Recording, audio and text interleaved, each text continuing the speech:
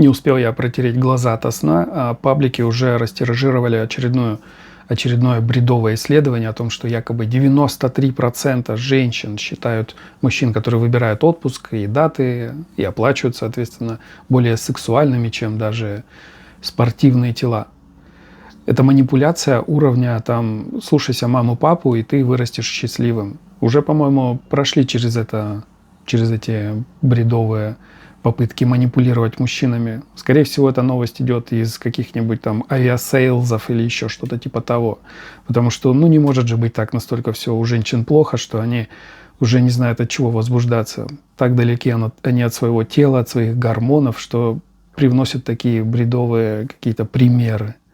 Если женщина говорит, что вот я возбуждаюсь только от цветов или денег, то это она явно тобой манипулирует.